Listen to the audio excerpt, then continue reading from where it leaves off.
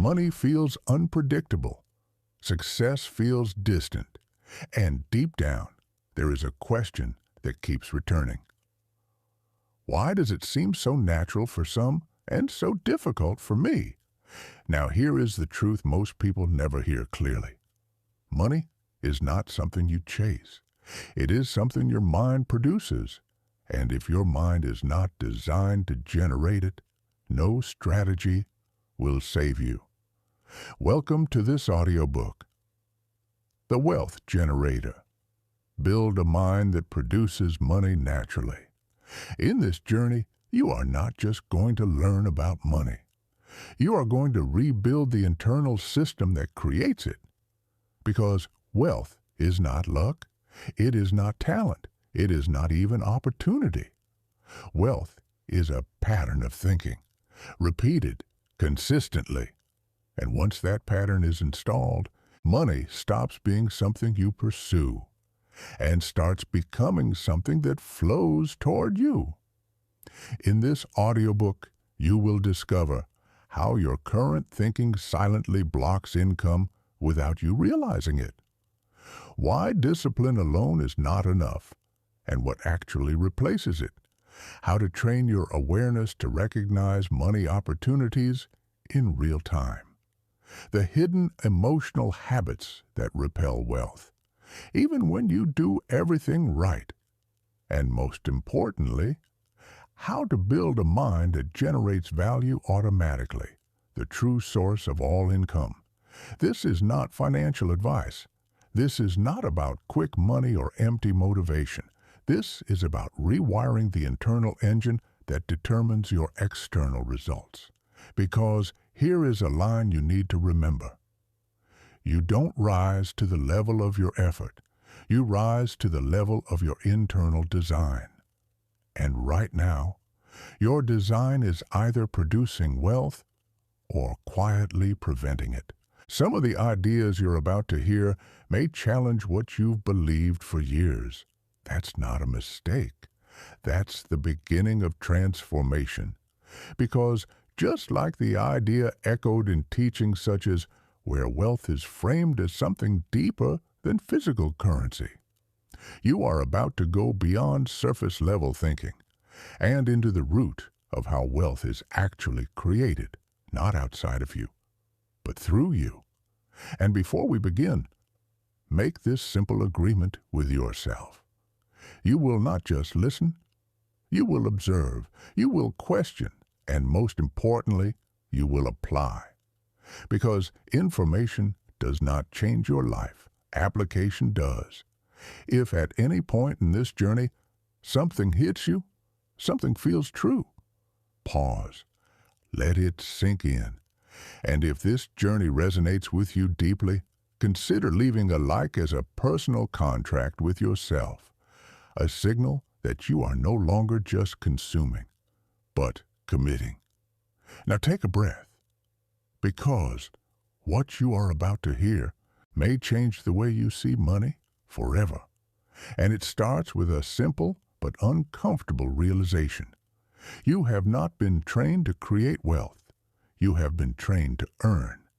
And that difference changes everything. Chapter 1.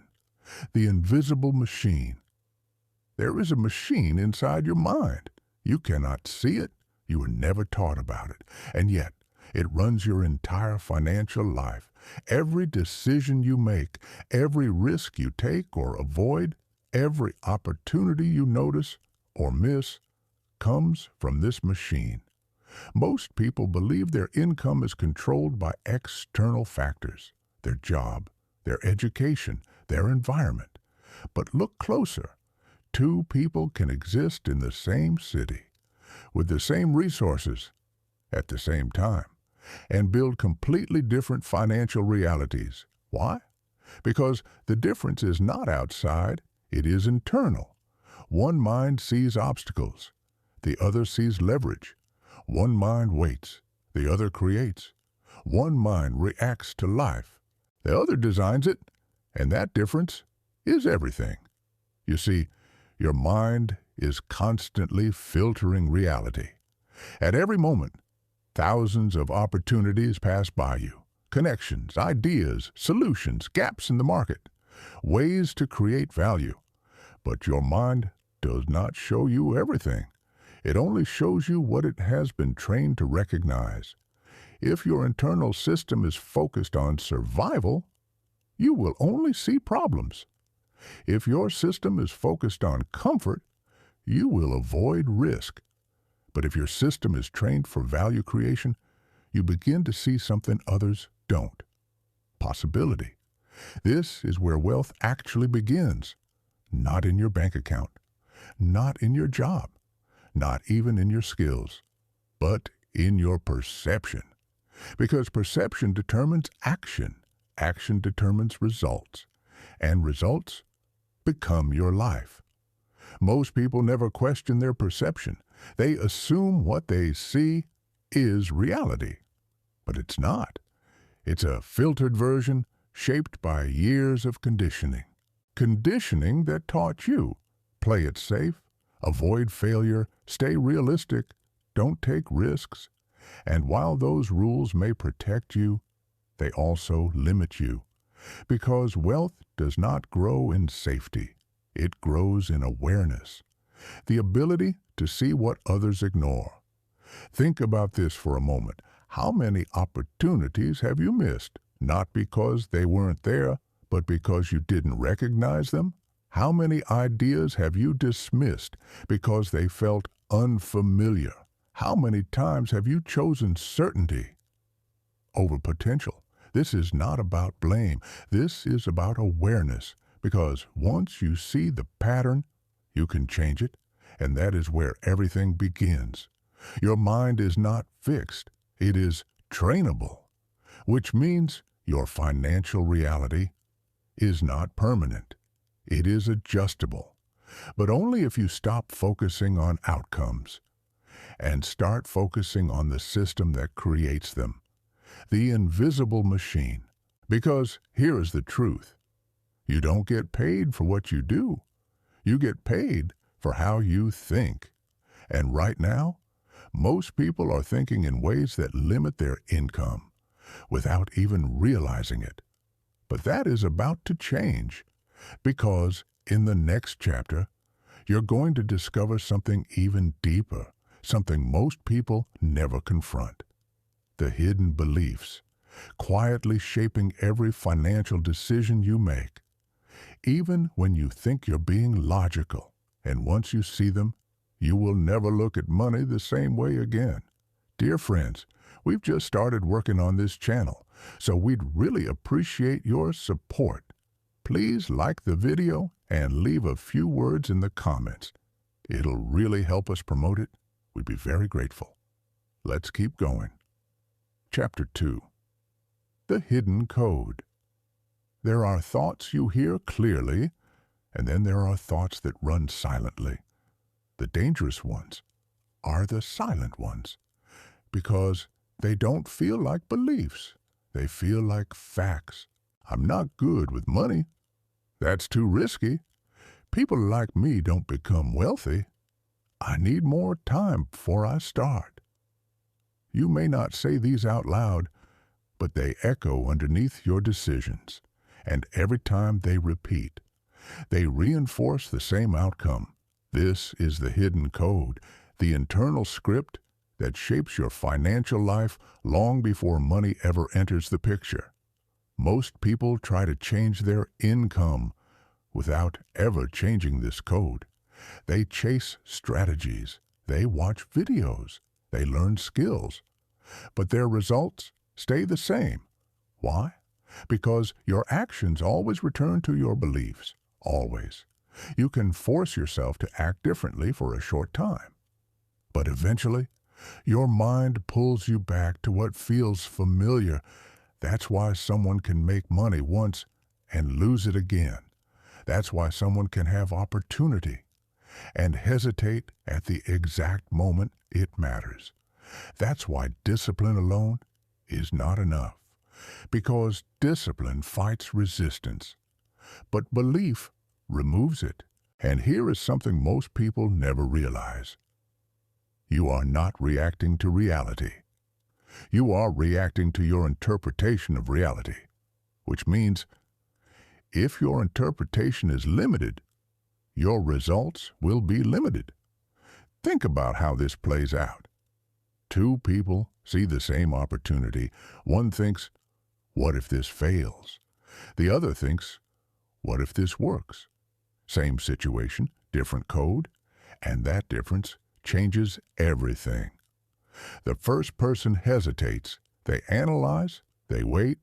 The second person moves. They test, they learn, and over time, those small differences compound into completely different lives. This is not about being positive. This is about being programmed, because your mind is not designed to tell you the truth. It is designed to keep you consistent with what you already believe. So if you believe money is difficult, you will unconsciously create difficulty.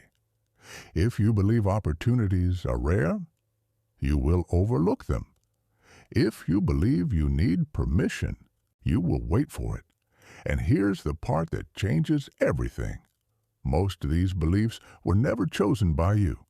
They were absorbed from family, from environment, from experiences, from moments where something didn't work.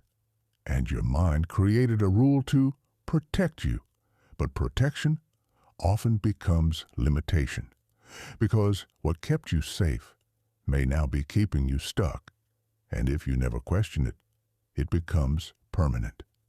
This is why awareness is the first step to wealth. Not effort, not strategy, awareness, because you cannot change what you do not see. So right now, pause for a moment and ask yourself honestly, what do I actually believe about money? Not what you want to believe, not what sounds good, but what shows up in your actions. Do you hesitate when it's time to invest in yourself? Do you avoid financial responsibility? Do you feel tension when you think about increasing your income? Those reactions are clues. They reveal the hidden code, and once you see it, you gain power over it. Because beliefs are not permanent, they are patterns, and patterns can be rewritten. But only if you are willing to challenge them. Only if you are willing to sit in discomfort and question what you've accepted as truth for years. Because here is the reality. Your income is a reflection of your internal standards, not your external effort. Raise the standard, and the results follow. But lowering resistance, that's where the real transformation begins. And that leads us to something even deeper, something most people completely ignore, the emotional layer behind money. Because it's not just what you think, it's what you feel. And in the next chapter, you're going to uncover how your emotional patterns silently control your financial outcomes, even when your logic says otherwise. Chapter 3. The Emotional Currency. Before money ever reaches your hands, it passes through something far more powerful. Your emotional state, not your logic, not your plans, not your intentions, your emotions. Because every financial decision you make is filtered through how you feel in that moment. Think about it. Why do people overspend even when they know better? Why do they avoid opportunities even when they make sense? Why do they stay in situations that limit them even when they want more? It's not because they lack intelligence. It's because emotion overrides logic. Every time. Fear makes you hesitate. Comfort makes you delay. Doubt makes you shrink. And these emotions quietly shape your financial reality. You might think you're making rational decisions, but beneath the surface, your emotional patterns are guiding everything. This is what most people never train. They try to control their actions without ever learning to control their state. And that's why they stay stuck. Because no matter how good the strategy is, if your emotional state is unstable, you will sabotage it again and again and again. This is why some people make money, but cannot keep it. Because wealth is not just built through action, it is sustained through emotional stability. And here is something that may shift how you see everything. Money flows towards stability and away from chaos. Not just external chaos, internal chaos. If your mind is constantly anxious, if your emotions swing between extremes, if you react instead of respond, you create inconsistency, and inconsistency destroys momentum. But when your internal state becomes steady, something changes. You stop chasing, you stop reacting, you stop forcing, and you begin to operate with clarity. You see opportunities without panic. You make decisions without hesitation. You recover from setbacks without collapse. That is emotional control, and it is one of the most valuable financial skills you can develop. Yet almost nobody teaches it because it's not visible. You can't measure it easily. You can't post it online. You can't show it off. But it determines everything. Look at people who succeed consistently, not once, not by accident, but repeatedly. They are not just skilled, they are stable. They don't panic when things go wrong. They don't get overexcited when things go right. They stay grounded, and that grounded state allows them to think clearly, which leads to better decisions, which leads to better outcomes. Over time, that becomes wealth. So the question is not, how do I make more money? The real question is, how do I become the kind of person who can handle more money without losing control? Because if you cannot manage your state, you cannot manage growth, and growth without stability collapses. Now here's where this becomes practical. Start observing your emotional reactions. When you think about money, what do you feel? Tension, pressure, avoidance, excitement mixed with fear? These signals matter because they reveal your current relationship with wealth. And that relationship determines your behavior. If money feels stressful, you will avoid dealing with it. If it feels overwhelming, you will delay action. If it feels uncertain, you will choose safety over growth. But if money becomes neutral, even calm, you gain control. You begin to act from clarity instead of reaction. And that is where your power returns. This is not about eliminating emotion, it's about mastering it. Because emotion is not the enemy. Uncontrolled emotion is, and once you begin to stabilize your internal state, you unlock something most people never experience: consistency. And consistency is what builds wealth, not intensity, not bursts of motivation. Consistency, small, clear, stable actions, repeated over time. But there is still one more layer most people never reach. Even when they understand their thoughts, even when they begin to manage their emotions, they still struggle because they are missing something deeper, something invisible, but incredibly powerful: their identity, who they believe they are. Because in the next chapter, you're going to uncover the most important shift of all: why you cannot outperform your identity, and how changing it changes everything. Chapter 4. The Identity Barrier. There is a ceiling in your life that you cannot see, but you feel it, you push, you try, you improve for a while, and then somehow you return to the same level, the same income, the same habits, the same limits. It feels like something is pulling you back, because something is. Your identity, Not who you want to be, not who you pretend to be, but who you believe you are at your core. Because here is a truth that changes everything. You cannot consistently outperform your identity. You can push past it temporarily. You can force results for a short time. But eventually, you will return to what feels like you. If you see yourself as someone who struggles with money, you will unconsciously recreate struggle. If you see yourself as someone who just gets by, you will stop when you reach that level.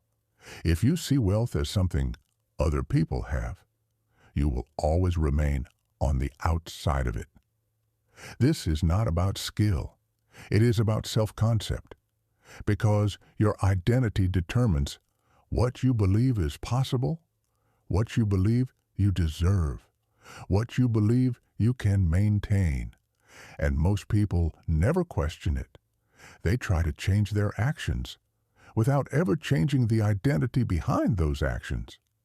That's why change doesn't last, because behavior follows identity, always. Think about this. If someone identifies as a disciplined person, they don't rely on motivation. They act consistently because that's who they are. If someone identifies as a creator of value, they naturally look for ways to contribute. They don't wait, they build. But if someone identifies as someone who is bad with money, they will avoid responsibility. They will delay decisions. They will reinforce that identity over and over again, not consciously, but automatically. This is the invisible trap, and breaking it is the turning point. So the question becomes, who do you believe you are financially? Not who you want to be, who you are right now. Because your results are already answering that question. If your income is inconsistent, your identity is inconsistent. If your growth is slow, your identity is cautious. If you feel stuck, your identity is limited. Again, this is not judgment, this is awareness, because once you see it, you can change it. But here's the part most people misunderstand. You do not change your identity by repeating affirmations. You change it through evidence, through action, through proof, small wins stacked consistently until your mind has no choice but to update its belief. This is why consistency matters more than intensity, because identity is built through repetition, not bursts. If you show up once, your mind sees it as an exception. If you show up daily, your mind begins to see it as who you are, and slowly your identity shifts from someone who tries to someone who does, from someone who hopes to someone who builds, from someone who reacts to someone who creates. And once that shift happens, everything changes, because now your actions are no longer forced. They are natural. You don't chase opportunities. You recognize them. You don't hesitate. You decide. You don't rely on motivation. You operate from identity. And that is what makes wealth feel effortless. Not easy, but natural. Now, here is something important to understand. This process is not fast, and it's not supposed to be, because real identity change is permanent. It doesn't disappear when things get difficult. It doesn't collapse under pressure. It holds, which is exactly what you need to build something that lasts. And this connects to something powerful you may have heard before. In teachings like "and," the idea that your life shifts when you take full ownership of who you are becoming, not just what you do, but who you decide to be every day. Because ownership creates identity, and identity creates results. So from this moment forward, stop asking, "What should I do to make money?" Start asking, "Who do I need to become so that making money becomes natural? Because once you become that person, the strategies become obvious, the actions become consistent, and the results become inevitable. But there is still one missing piece. Even with the right identity, even with emotional control, even with awareness, most people still struggle to build wealth. Why? Because they are focused on the wrong thing. They focus on money itself instead of what actually creates it. And in the next chapter, you're going to uncover the core principle behind all income, the one thing that determines how much money you can generate, no matter where you start. We're so glad you decided to watch our video. We're also really curious to know which cities around the world are watching our videos. Could you let us know which city, or at least which country, you're from? We always read every comment under our videos carefully. Thank you. Chapter 5. The source of all income money is not the source. Let that settle for a moment. Money is not the source of wealth. It is the result. And the moment you understand this, you stop chasing the wrong thing. Because most people are focused on increasing money without increasing what actually produces it. That's like trying to increase the reflection without changing what stands in front of the mirror. It doesn't work. So what is the real source? Value, not effort, not time, not even intelligence alone. Value. And here is the rule that governs everything. Quote 21. Simple, but not easy. Because most people misunderstand value. They think it means working harder, doing more, being busy. But value is not about how much you do. It's about how much impact you create. Think about this. One person works 10 hours doing repetitive tasks and earns very little. Another person spends 1 hour solving a critical problem and earns significantly more. Why? Because value is not measured by effort. It is measured by usefulness, by relevance, by the ability to solve problems that matter. This is why some skills are paid more than others, not because they are harder, but because they are more valuable to the right people. And this is where your mindset begins to shift.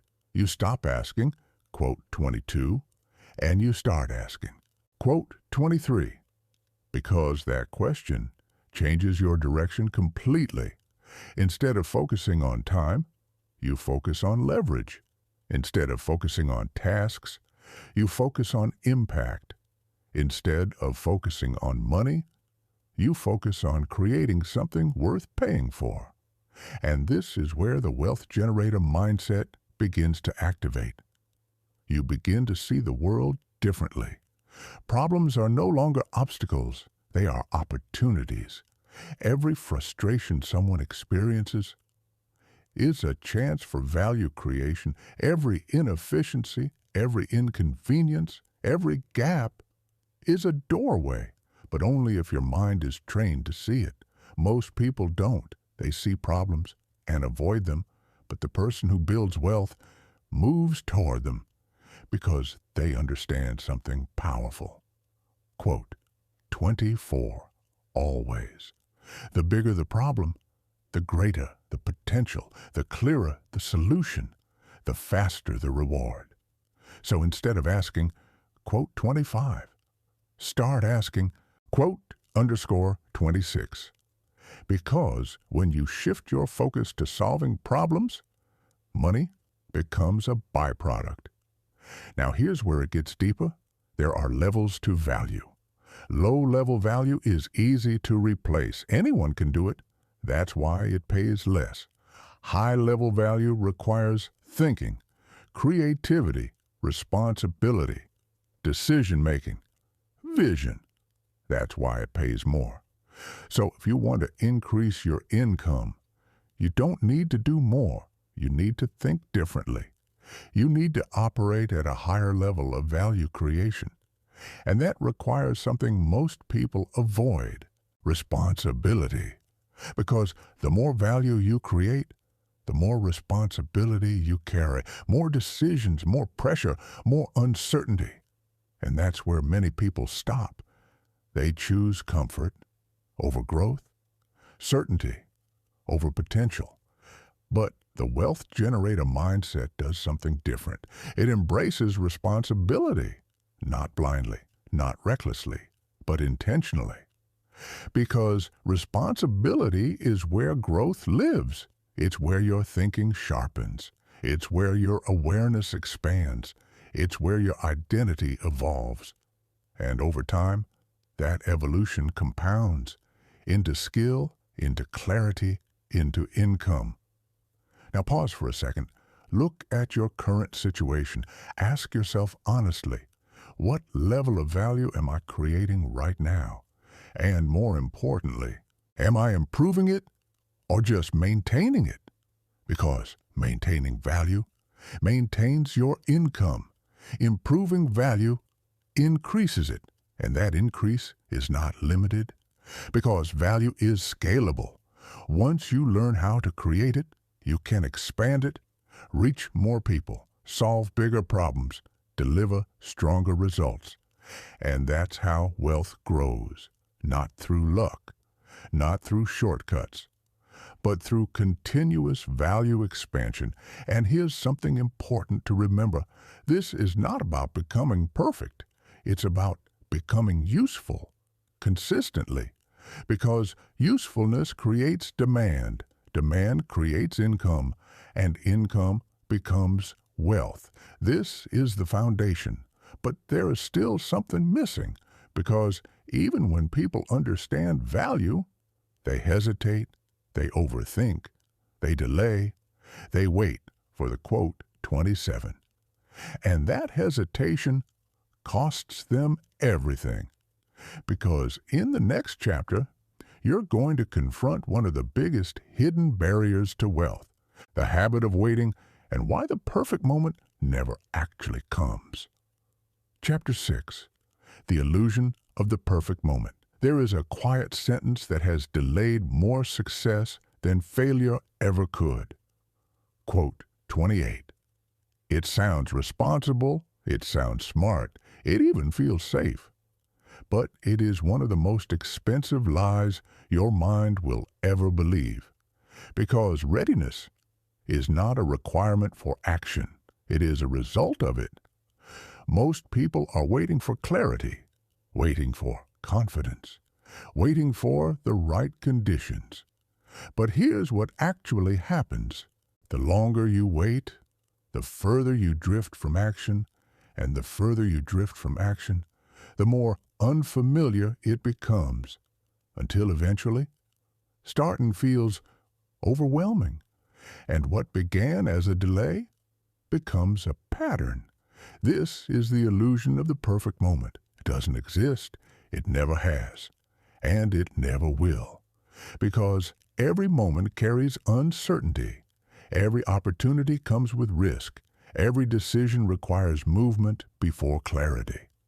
So if you wait for certainty, you will wait forever. Now think about this. How many ideas have you had that never turned into anything? How many times have you said, quote 29, quote 30, quote 31, and then nothing happened? Not because you couldn't do it, but because you didn't start. This is not a motivation problem, it's a decision problem. Because action does not come from feeling ready.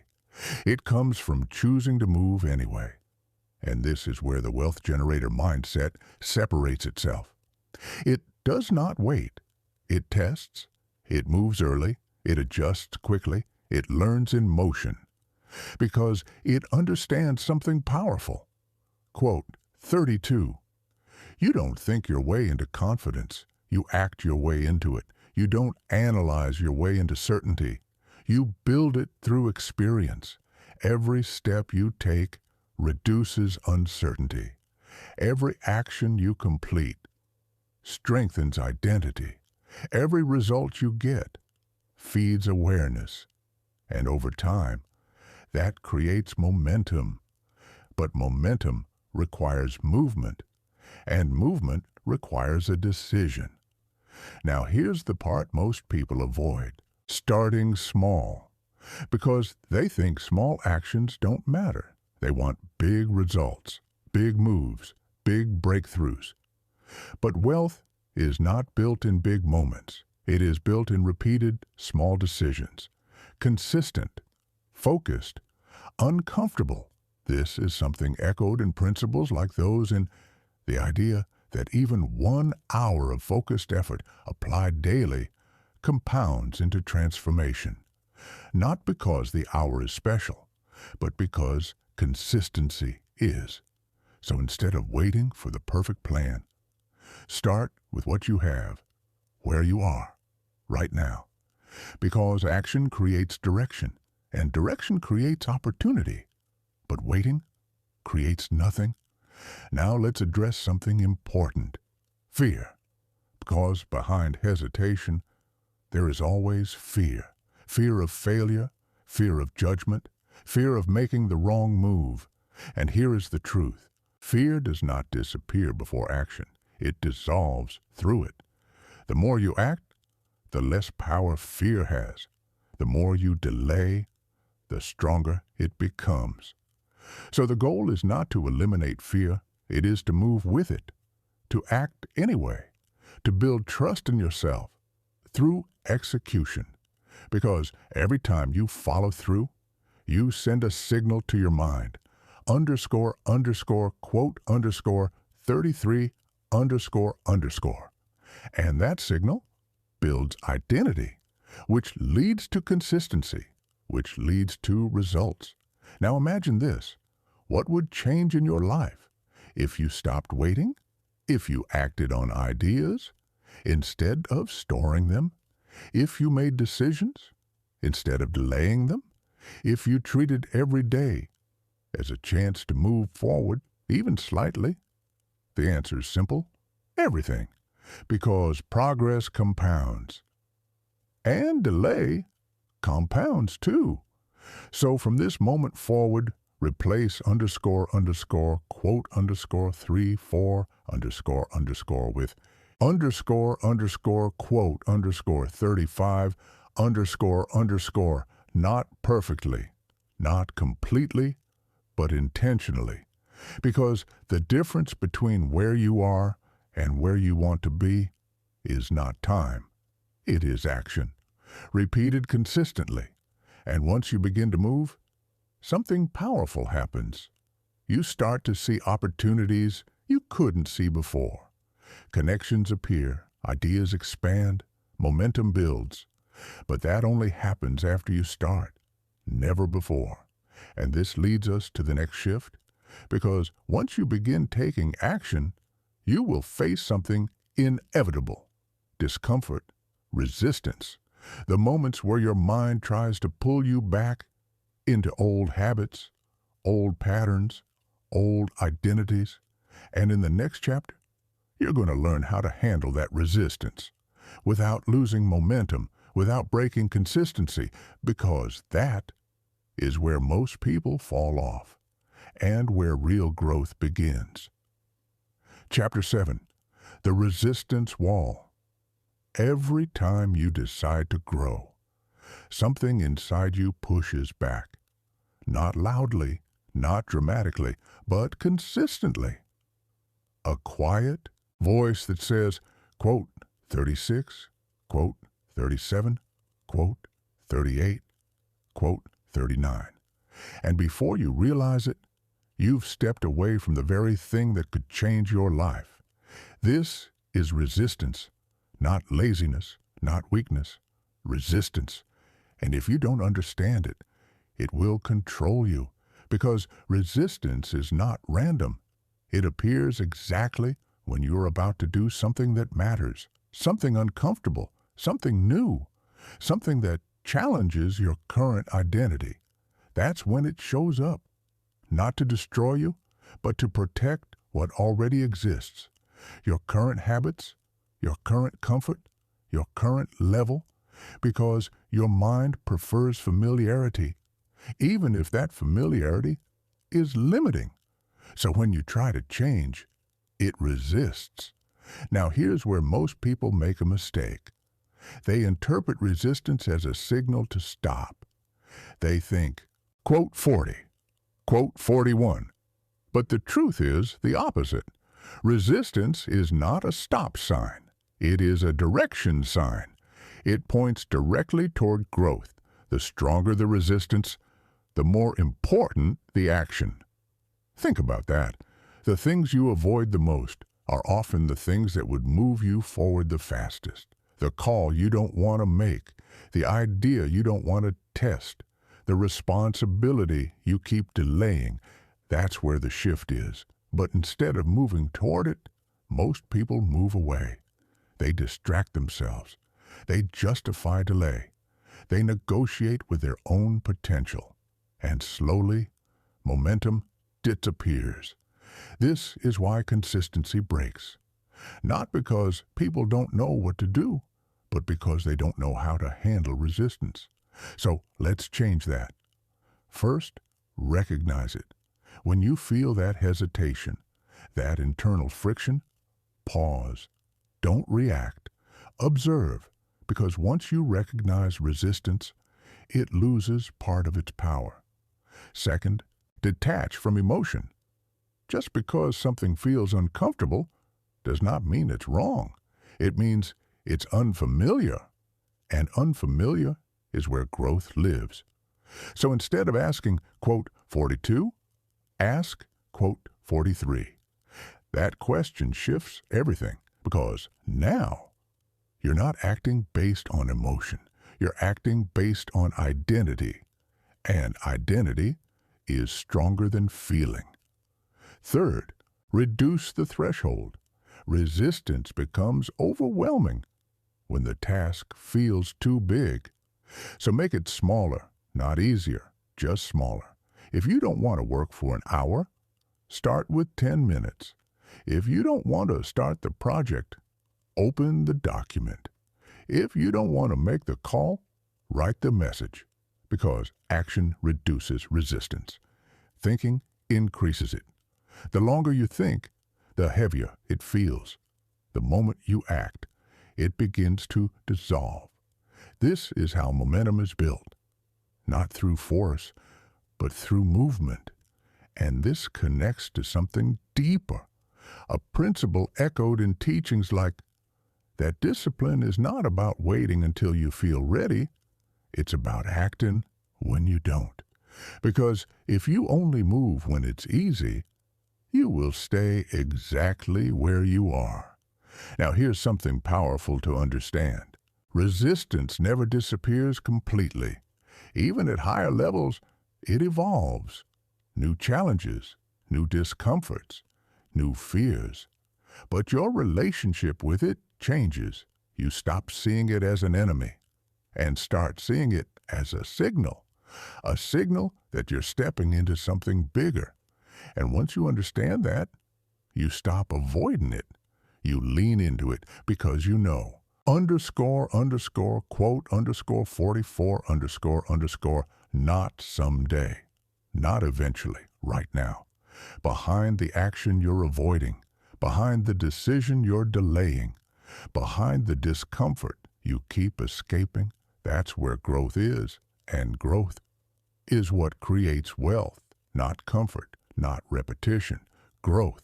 So the next time resistance shows up, don't run, don't negotiate, don't delay, move, even slightly, because small movement breaks resistance, and broken resistance builds momentum, and momentum changes everything. But there is still one piece that determines whether that momentum lasts or disappears again. Your environment, because even the strongest mindset can be weakened by the wrong surroundings.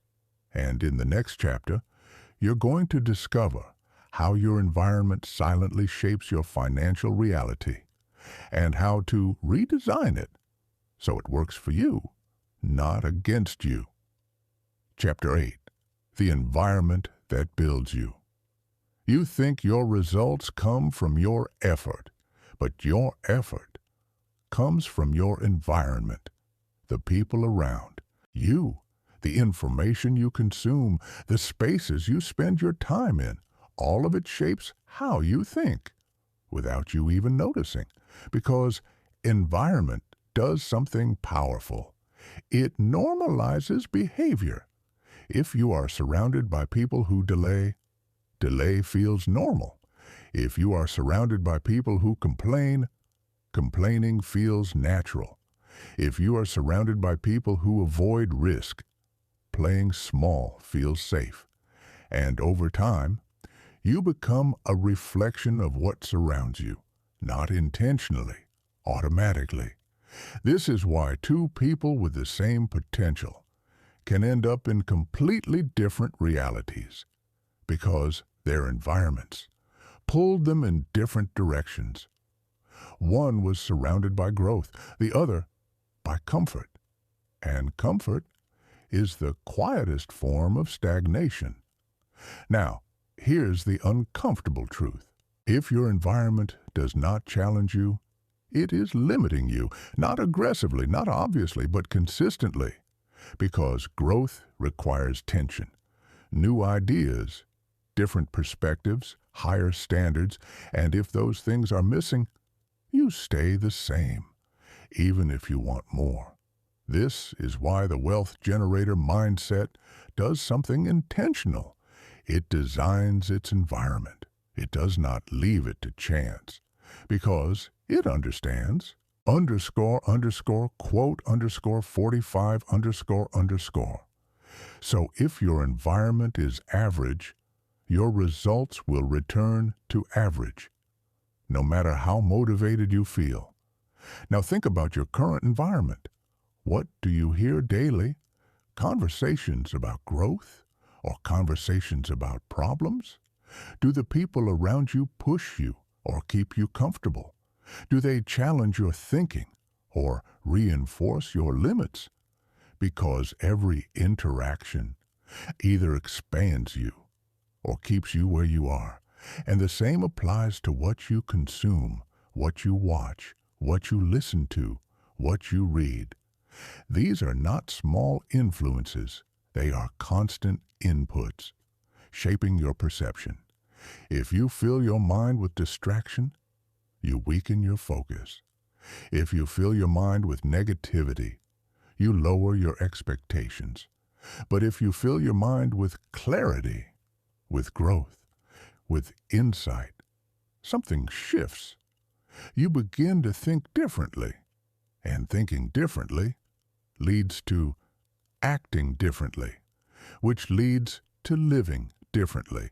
This is why intentional input matters, because your mind reflects what you feed it. Now here's where this becomes powerful. You don't need to change everything at once. You start small. Change what you can control: your time, your focus, your attention. Create pockets of growth in your day, even 1 hour, focused, intentional, distraction-free.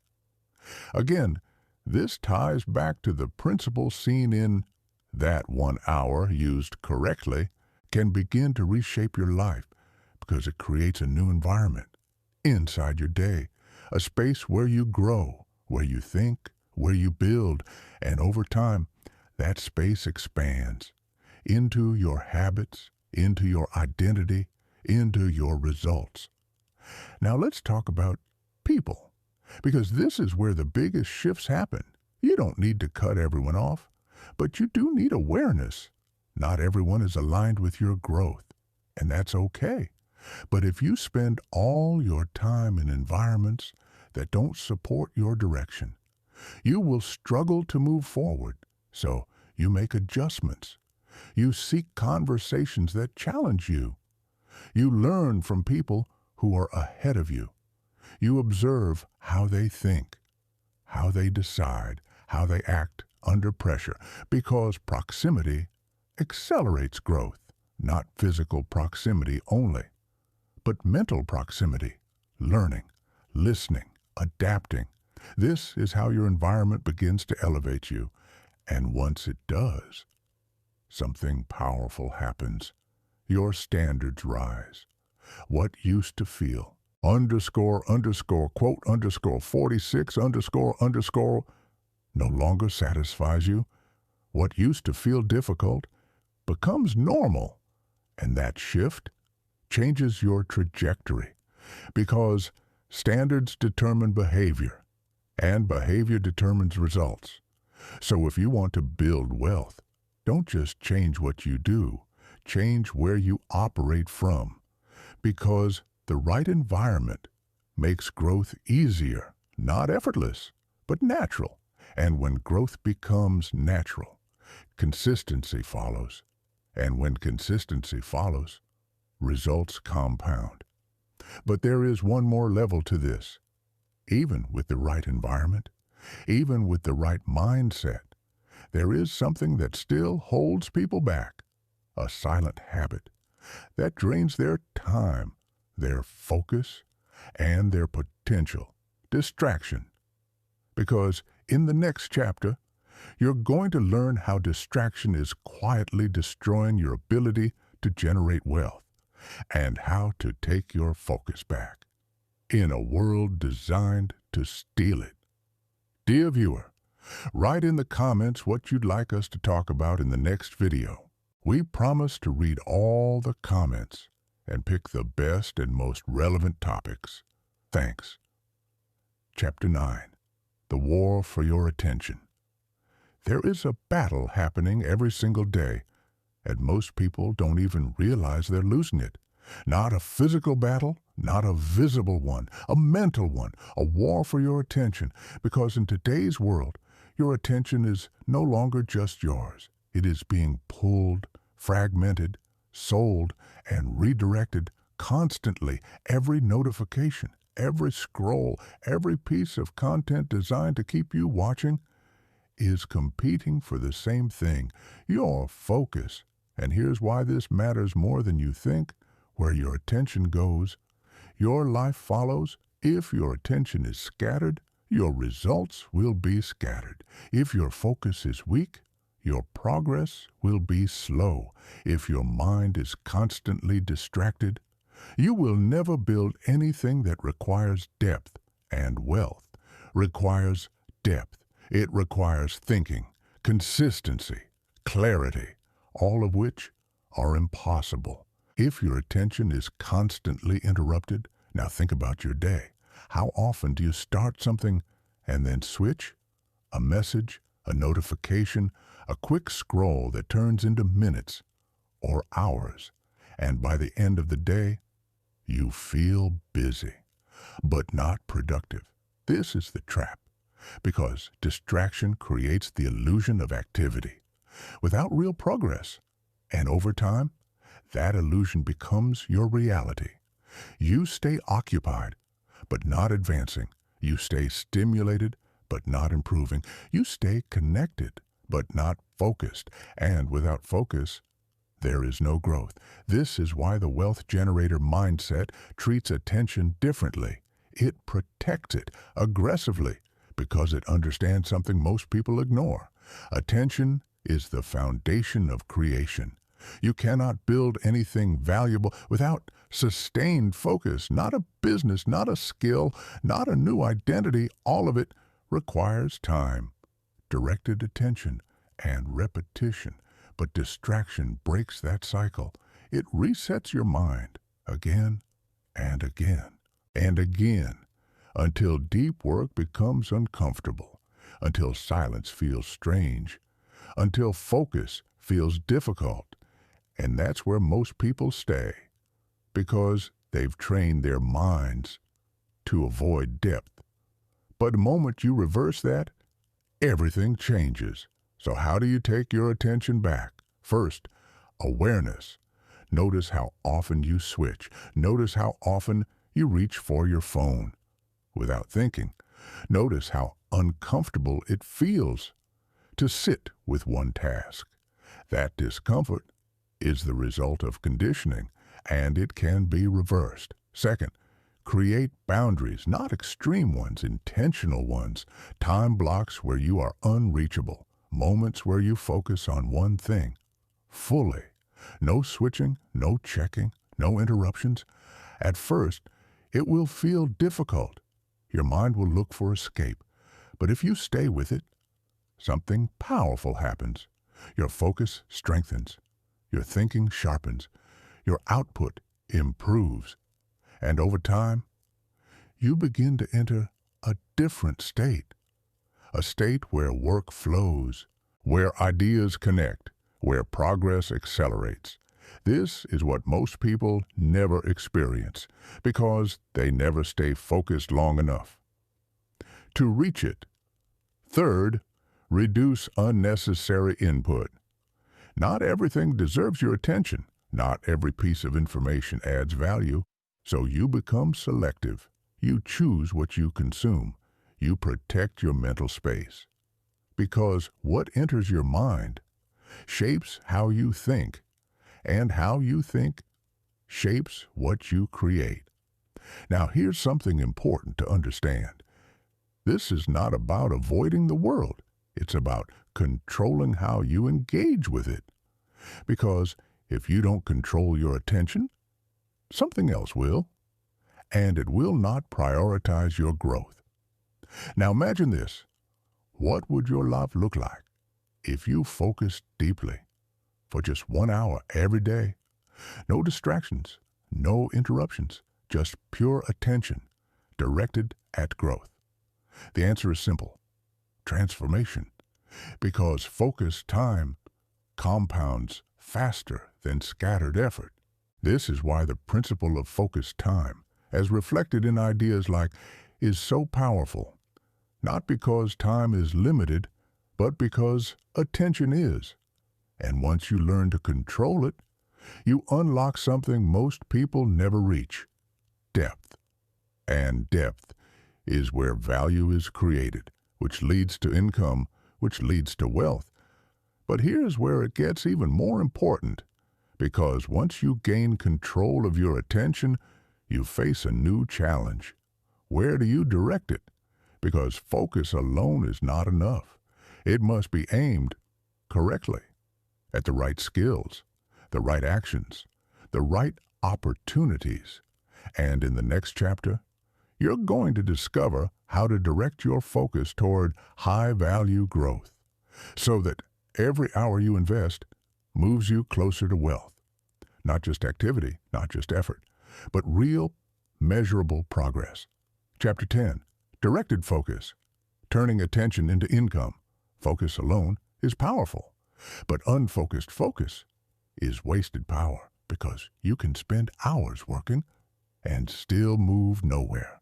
You can stay busy, stay active, stay engaged, and still remain stuck. Why? Because effort without direction does not create results. This is where most people fail, not because they lack discipline, but because they aim their energy at the wrong targets. They focus on what feels productive instead of what actually produces value. And those are not the same thing. So now the question changes, not how do I focus, but where should I direct my focus to generate real growth? Because the direction of your attention determines the direction of your life. Now let's break this down.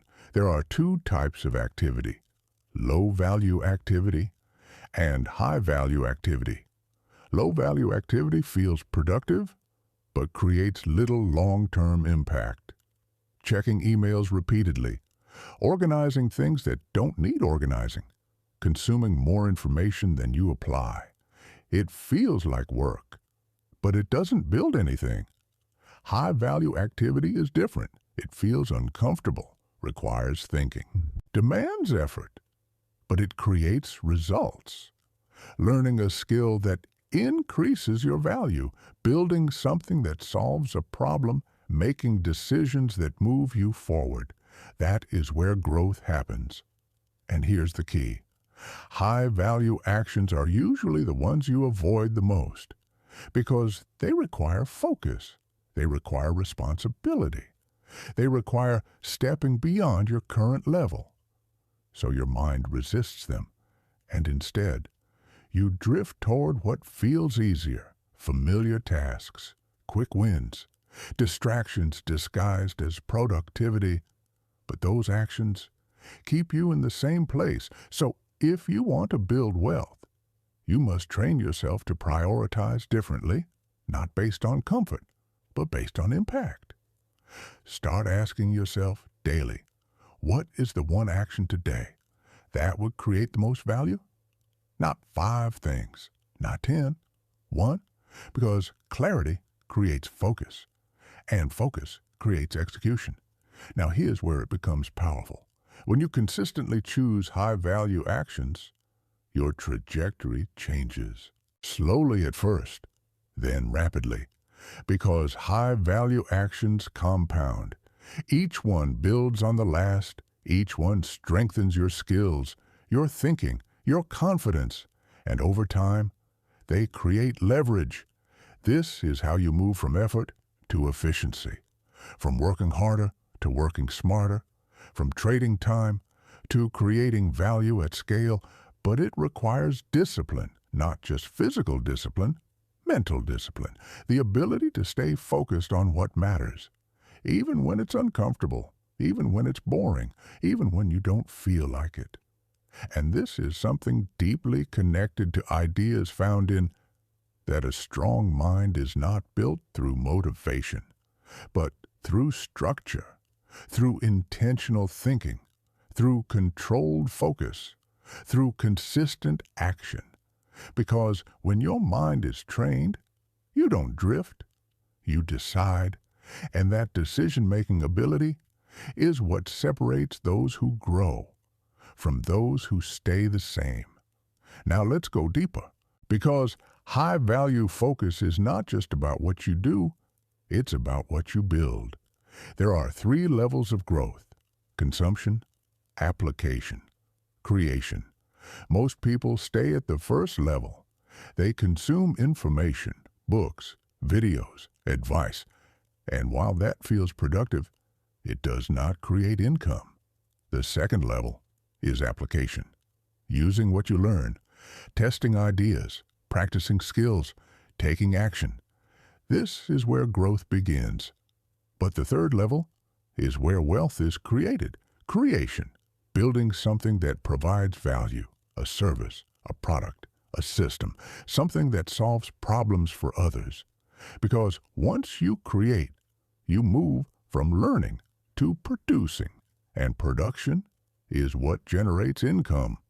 So your focus must evolve from consuming to applying to creating, and once you reach that level, everything changes, because now you are no longer dependent on external opportunities. You become the source of them. Now imagine this. Every day, you dedicate focused time to high-value creation, not distractions, not low-impact tasks, but real value-building work. What happens over time? You improve, you refine, you expand, and eventually, you produce something worth paying for. That's the shift. From effort to value, from time to impact, from chasing money to generating it. But there is still one challenge left. Because even when you know what to focus on, even when you start taking action, there is something that can quietly pull you back, something subtle, something familiar, old habits. Because in the next chapter, you're going to uncover how your daily habits either build wealth or slowly destroy your progress without you even realizing it. And once you see it, you will never approach your daily routine the same way again. Chapter 11, The Habit Engine. Your life does not change in moments. It changes in patterns, small actions, repeated daily, quietly shaping who you become, and eventually, what you earn. Because here is a truth most people overlook. Your income is hidden inside your habits. Not your goals, not your plans, not your intentions, your habits, what you do when no one is watching, what you repeat without thinking, what feels normal to you every single day. That is what builds your reality. Now think about this. If your daily habits are inconsistent, your results will be inconsistent. If your habits are focused on comfort, your life will reflect that comfort. But if your habits are aligned with growth, everything begins to shift, slowly at first, then all at once, because habits compound, just like money. A small improvement today doesn't feel like much, but repeated over weeks, months, years, it becomes transformation. This is why the wealth generator mindset is not built on motivation. It is built on systems, on routines that remove decision-making, on patterns that make growth automatic. Because relying on motivation is unreliable. You feel it some days, you lose it others, but habits, they stay. They operate even when you don't feel like it, and that consistency is what creates results. Now here's the problem. Most people build habits by accident. They repeat behaviors without intention, scrolling, delaying, avoiding discomfort, and over time, those behaviors become automatic. Not because they are good, but because they are familiar, and familiarity creates identity. So if your habits are weak, your identity becomes weak. If your habits avoid responsibility, your results avoid growth. And this is where awareness becomes power, because once you see your habits clearly, you can change them, but not all at once, one at a time. Start with the most important one, your daily focus, how you spend your most valuable hour, because that hour shapes everything else. If you use it intentionally, to learn, to build, to create value, you begin to shift your trajectory.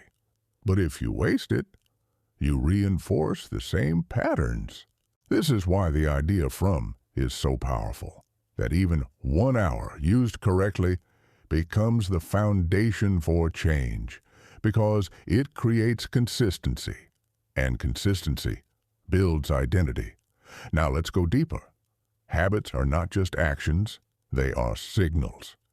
Every time you repeat a behavior, you are telling your mind, this is who I am.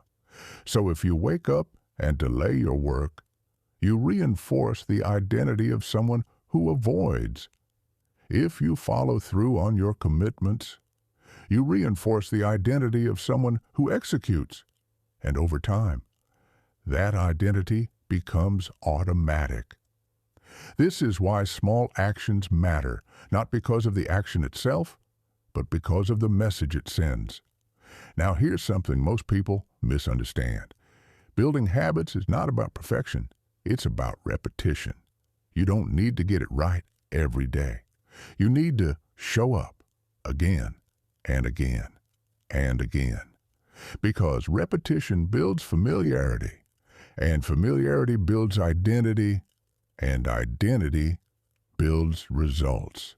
So instead of trying to change everything, focus on one habit, one action, one pattern, and commit to it daily. No negotiation, no overthinking, just execution. Because discipline is not about intensity, it's about consistency. A principle echoed in teachings like that discipline is built when you act, even when you don't feel like it, especially then. Now imagine this. What if your daily habits were aligned with wealth? What if every day you invested time in building value?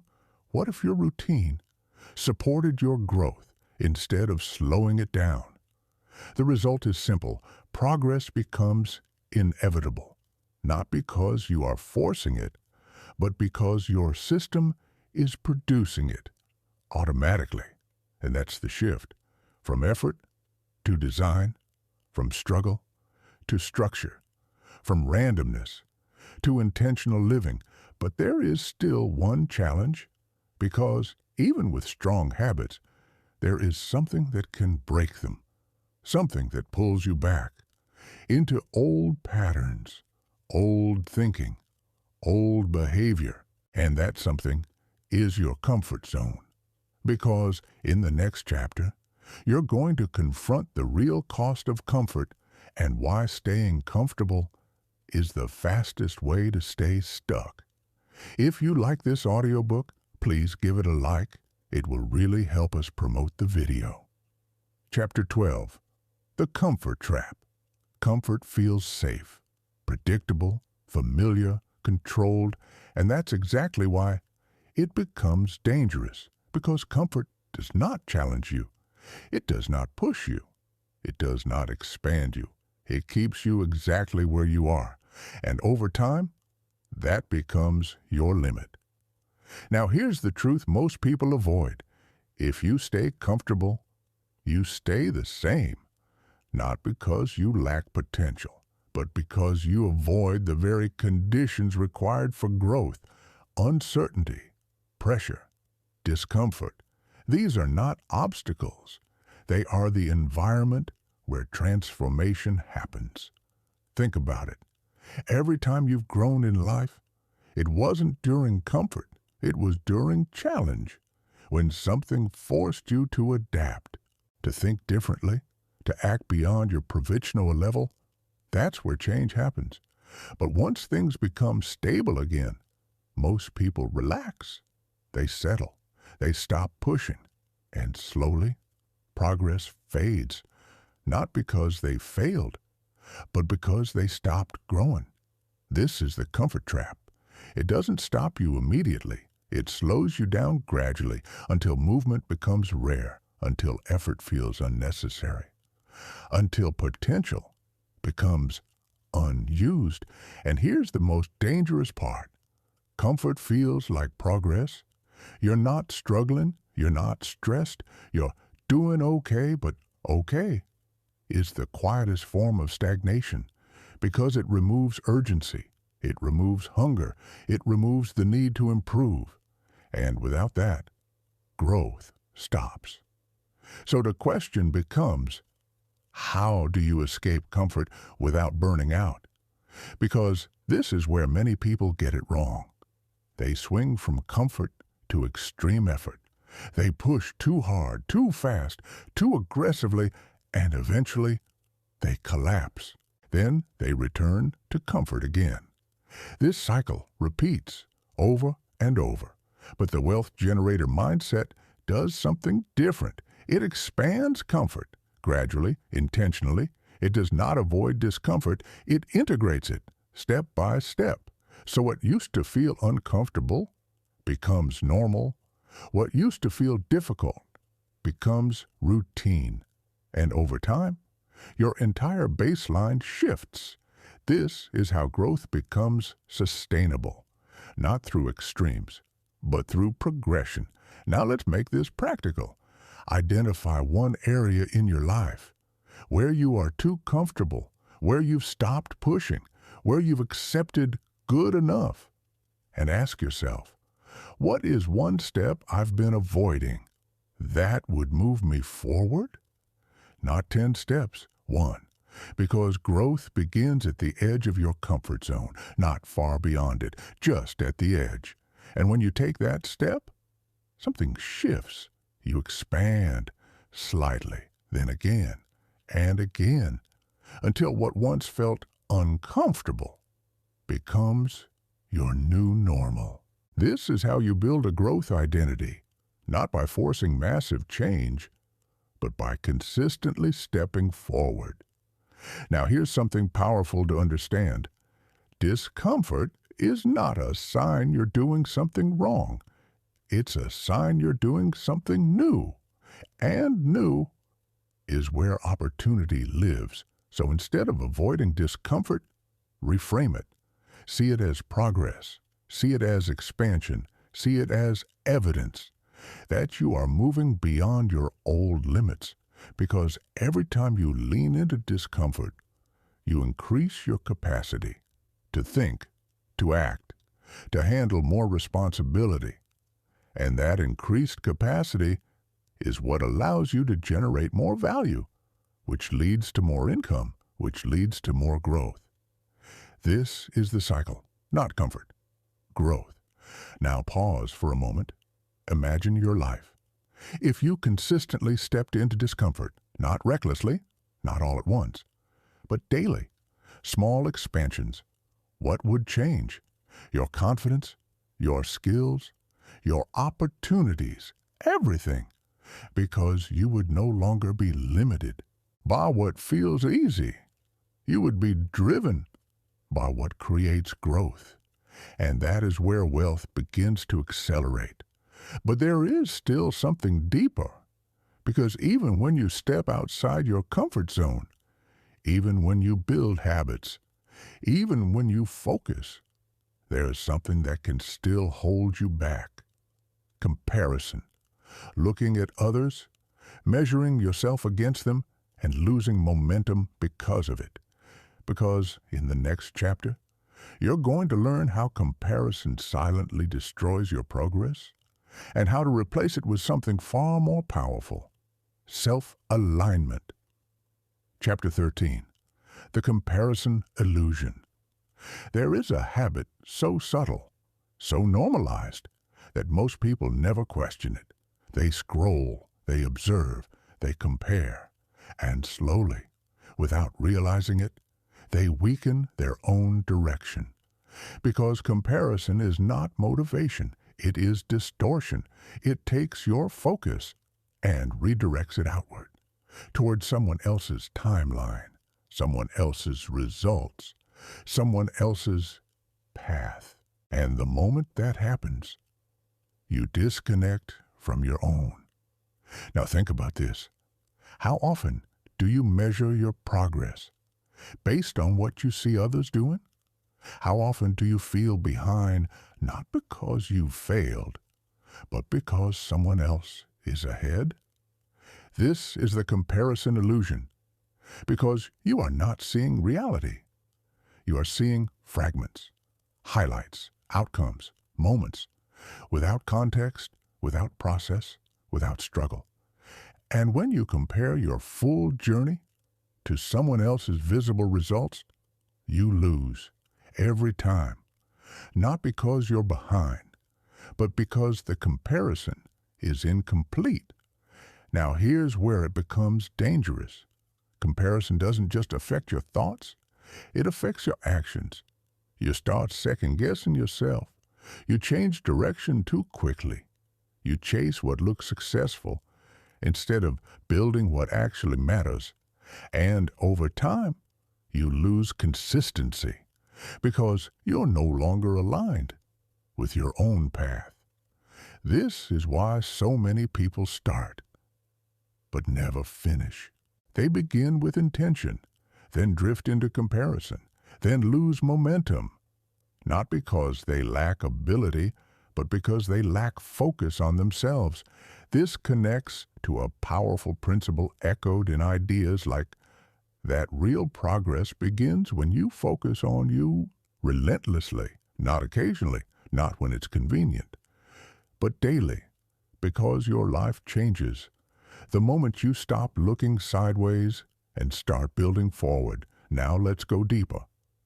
Comparison creates two dangerous states: inferiority or superiority.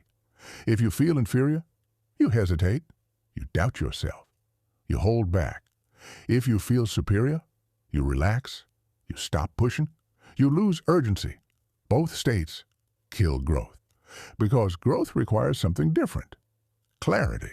And clarity comes from self-alignment, not comparison. Self-alignment means this: you measure your progress against your past, not someone else's present. You track your growth based on your own standards, not external validation. You focus on your actions, your habits, your consistency, because those are the only things you control. And control is where power lives. Now imagine this. What would happen if you stopped comparing completely? If you removed the noise, the distraction, the constant measurement against others? The answer is simple. You would move faster because your energy would return to you, your focus would sharpen, your direction would stabilize, and stability creates momentum. Now, this doesn't mean you ignore others completely. You learn, you observe, but you don't measure yourself against them. You extract insight without losing identity.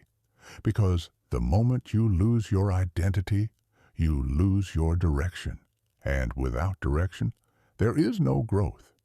Now, here's something powerful to understand. Your journey is not supposed to look like anyone else's, not because you are special, but because your variables are different. Your experiences, your environment, your timing, all of it shapes your path. So comparing outcomes is meaningless. What matters is alignment. Are your actions aligned with your goals? Are your habits aligned with your growth? Are your decisions aligned with who you want to become? That's the metric, not someone else's success, your consistency, your execution, your evolution. Because when you focus on those, results follow, not instantly, but inevitably. Now pause for a moment. Look at your current habits, your daily actions, your focus. Ask yourself honestly, am I building my life or reacting to someone else's? Because that answer determines everything. And once you reclaim your focus, once you align with your own path, something powerful happens. You stop chasing. You start building quietly, consistently, intentionally. And that is where real growth begins. But there is one more shift waiting. Because once you stop comparing, once you focus on your own path, you begin to notice something important. You need to communicate your value, not just create it. Because in the next chapter, you're going to discover how your ability to communicate directly affects your ability to earn, and why many people stay underpaid, not because they lack value, but because they cannot express it. Chapter 14, the value of your voice. You can create value. You can build skills. You can develop insight. But if you cannot communicate it, you limit your income. Because money does not respond only to value. It responds to perceived value. And perception is shaped by communication. This is where many people stay stuck. They improve themselves, they work harder, they gain knowledge, but they stay silent, or unclear, or uncertain, and because of that, they remain overlooked. Not because they lack ability, but because they cannot express it. Now here's the truth. If people don't understand your value, they cannot pay you for it. Simple, but powerful. Because communication is not just about speaking. It's about clarity, precision, confidence, presence, the ability to take what you know and deliver it in a way that others can feel. Because people don't respond to information alone. They respond to conviction. They respond to certainty. They respond to clarity. And if your message is weak, your results will be weak. This connects deeply to principles found in ideas like that people don't follow words. They follow weight. The weight behind your voice, the certainty behind your message, the alignment between what you say and how you live.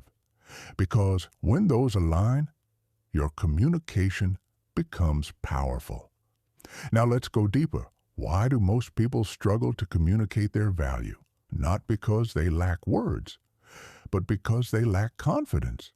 And that lack of confidence comes from uncertainty.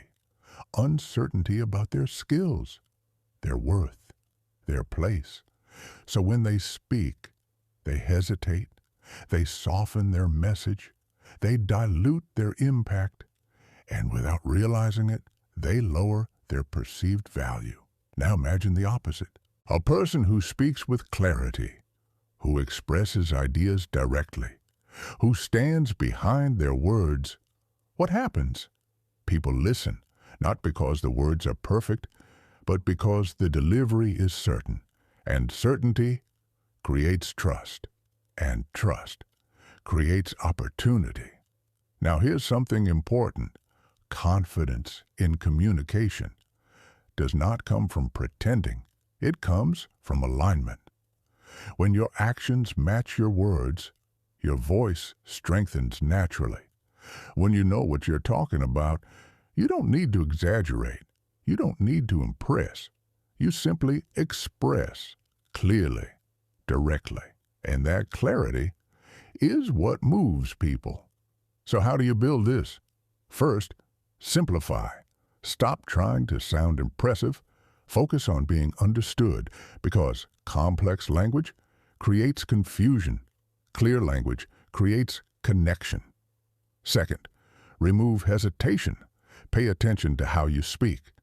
Do you say, I think, maybe, I'm not sure, but these phrases weaken your message.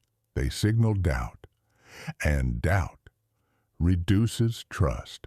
Instead, speak with intention. Say what you mean. Stand behind it, because your words shape how others perceive you. Third, practice. Communication is a skill, not a talent. The more you use it, the stronger it becomes. Speak more, write more, express your ideas, even when it feels uncomfortable, because discomfort is where growth happens. Now here's where this connects to wealth.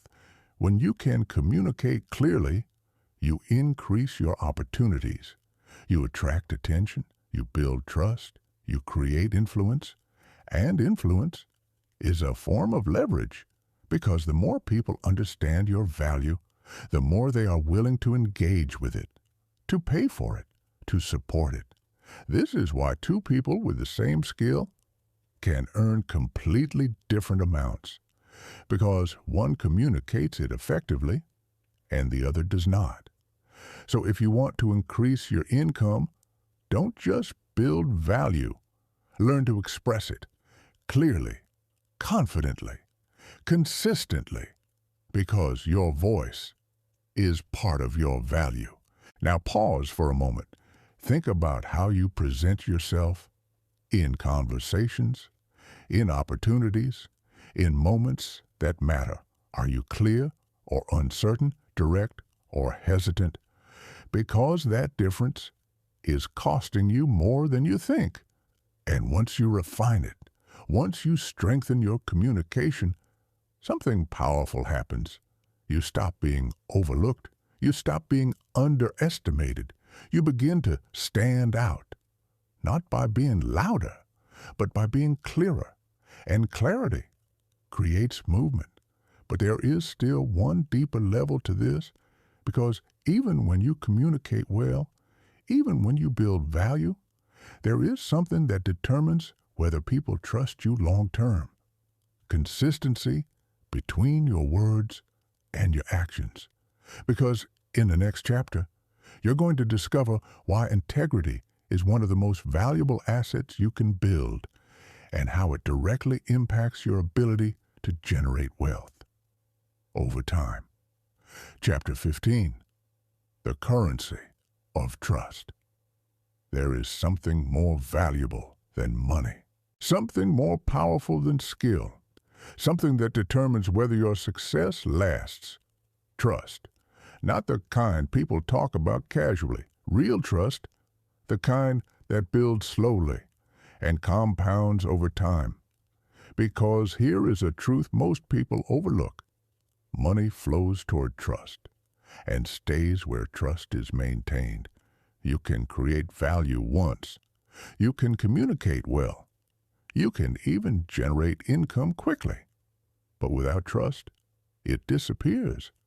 Because people don't just pay for results. They pay for reliability, consistency, integrity, alignment, the certainty that what you say matches what you do. And this is where many people fall short. not because they lack ability, but because they lack consistency. They say one thing and do another. They promise and delay.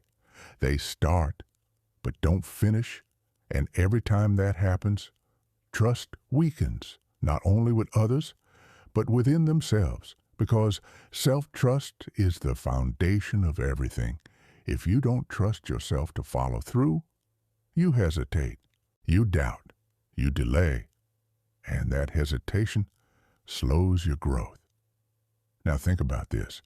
How many times have you told yourself, I'll start tomorrow, I'll stay consistent, I'll finish this, and then didn't? Those moments matter because every broken promise sends a signal to your mind, I don't follow through. And over time, that becomes your identity, not consciously, but automatically. And once that identity forms, it affects everything, your decisions, your confidence, your actions. So rebuilding trust starts with you, not others.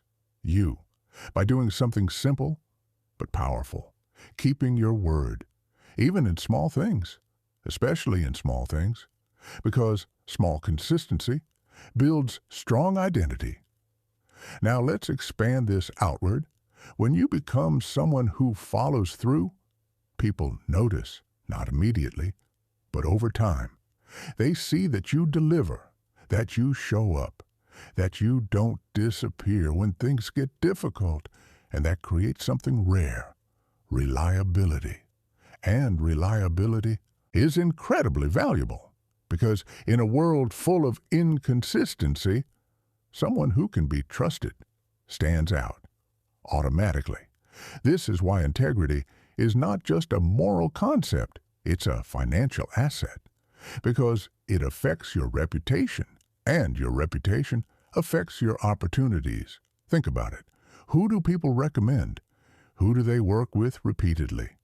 Who do they trust with bigger responsibilities? The person who is consistent. Not perfect. Consistent. This is how long-term wealth is built, not through one big win, but through repeated trust over time. Now here's something important to understand. Integrity is not about being flawless. It's about alignment, doing what you say as often as possible. And when you fail, owning it, correcting it, improving it, because mistakes don't destroy trust. Avoidance does. Lack of responsibility does. So the goal is not perfection. It's accountability. Now imagine this. What would change in your life if people trusted you completely?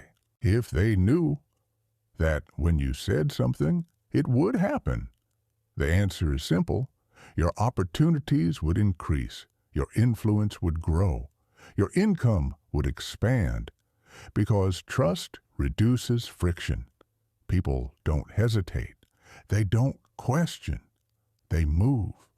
And that movement creates momentum. Now bring it back to yourself. Do you trust yourself? Not your intentions, your actions. Do you follow through? Do you stay consistent? Do you finish what you start? Because that answer is shaping your results right now.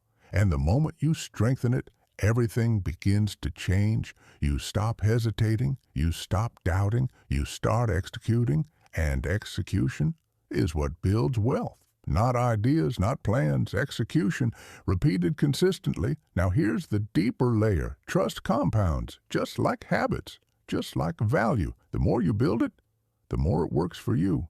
People return, opportunities expand, results accelerate, and eventually you reach a point where your reputation creates opportunities before you even look for them. That is leverage, that is power, that is wealth. But there is still one more shift waiting, because even with trust, even with value, even with consistency, there is something that determines how fast you grow. Your ability to take responsibility, not partial responsibility, full responsibility. Because in the next chapter, you're going to discover why ownership is the turning point in every successful journey, and how the moment you stop blaming is the moment your life starts changing. Chapter 16, The Ownership Shift. There is a moment in every person's life, quiet, almost invisible, but everything changes after it. Not because the world shifts, not because opportunities suddenly appear, but because something inside you decides to take full control. Ownership, not partial ownership, not selective responsibility, full ownership. Now think about this. All your life, you were taught to earn, to trade time, to follow structure, to wait for opportunity, but no one showed you how to become the source, not dependent, not reactive, but generative, a creator of value, a builder of systems, a thinker who sees what others miss. And now, you've seen it, not just as an idea, but as a framework, a way of thinking, a way of acting, a way of living. Because wealth is not a destination, it is a byproduct of clarity, of consistency, of discipline, of awareness, and most importantly, of identity. Because once you become someone who generates value, everything else aligns. You don't chase opportunities. You recognize them. You don't depend on motivation. You operate on structure. You don't fear failure. You use it. You don't compare. You build, and slowly, quietly, your life transforms, not overnight, but inevitably. Now here's the question that matters most. Who are you going to be after this? Not what you've learned, not what you understand, but what you will do. Because knowledge without action changes nothing. So make it simple. Choose one thing, one habit, one action, one shift, and commit to it. Today, not tomorrow, not when you feel ready, now. Because this moment is where your future begins. Now, imagine this. You wake up tomorrow with clarity. You know what matters. You know what to focus on. You know what to build. You take action, not perfectly, but intentionally, day after day, week after week, month after month. What happens? You improve, you adapt, you grow, and eventually you reach a point where the life you once imagined becomes your reality. Not by chance, but by design, because you built it. Now here's the final line, the one that stays with you, the one that defines everything. Money is not something you earn. It is something your mind produces. When you become someone who creates value consistently. Remember that, because every decision you make, every action you take, every habit you build either moves you closer to that reality or further away from it. So choose intentionally, act consistently, build relentlessly, and never forget, you are not here to chase wealth. You are here to become the source of it. Now, if this journey shifted something in you, don't let it fade. Anchor it. Hit like as a commitment to yourself, not for validation, but for alignment. And in the comments, write one thing you're going to change starting today. Make it real, make it visible, because when you declare it, you increase the chance you follow through.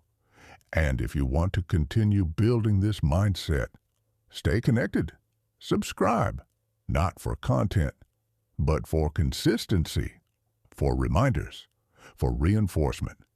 Because growth is not a one-time decision. It is a daily one. Now take one more breath and step forward, because your new direction starts now. And the life you build next will be a reflection of the mind you choose to create.